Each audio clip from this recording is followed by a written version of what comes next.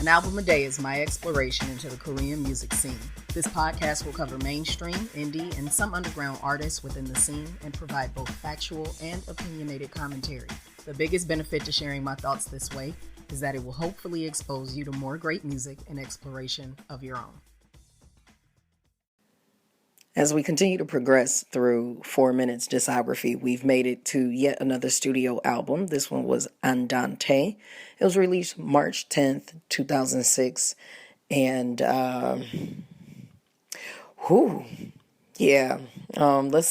let's get into it. You're tuned into an album a day. Show, start.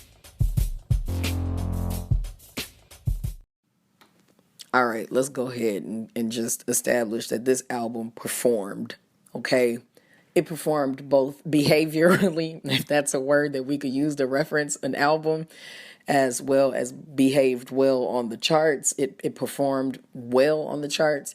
It ranked 42nd, so 1,704 units at the time of this recording. Might not sound like very much, but boy, did it make a dang on statement. The first album, and even the one we talked about yesterday, did not rank on the Korean charts. This one definitely did, and it's the only one that ranked this high. They came out and proved something tremendously. So, Andante was released March 10th, 2006, on a new label. It was on a label called Avoid Note,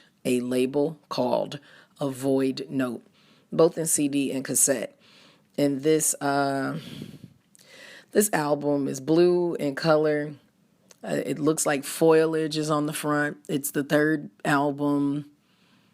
Look, this thing had about 12, maybe 13 tracks on it. When I tell you that this album reached out from behind me, put its fingertips on my forehead, and just pulled my muffin cap back blue,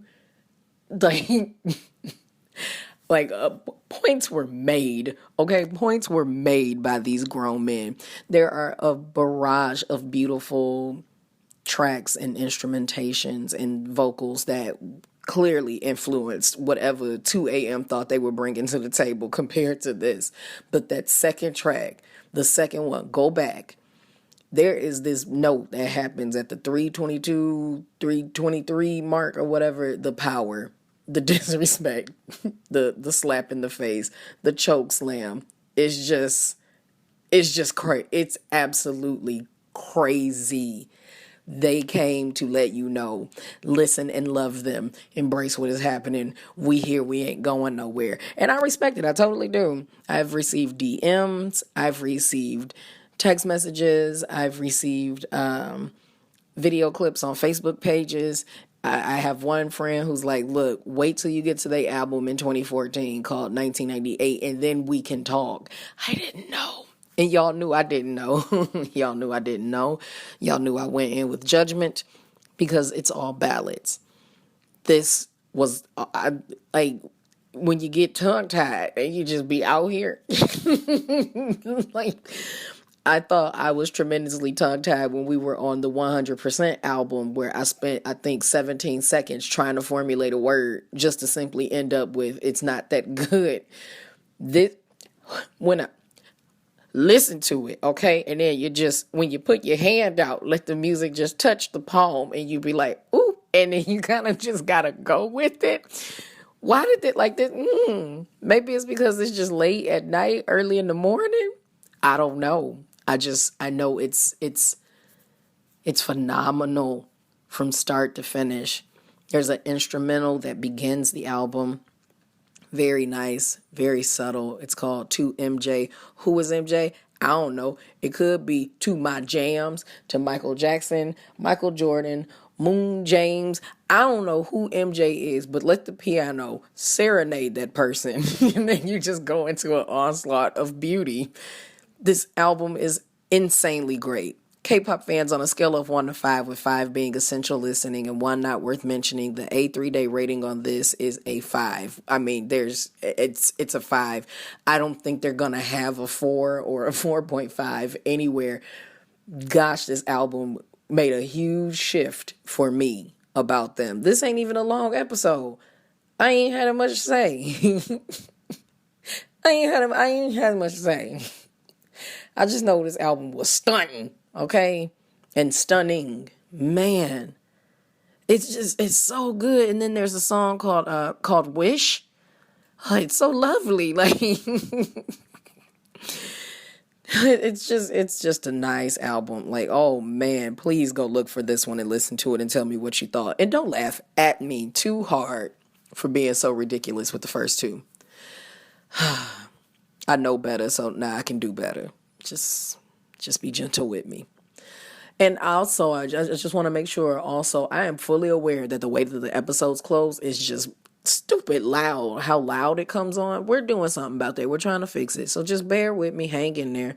I know it can be real startling. You have my nice sultry voice telling you that I'll catch you in the next episode or whatever. And then you got your favorite moment. Like that's loud.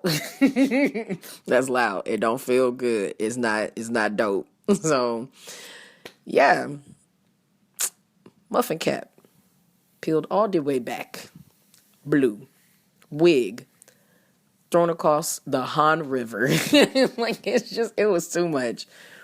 Great album. Great album. I'll catch y'all in the next episode. Bye, y'all. Your favorite foreign Korean music historian exploring all the industry from A to Z.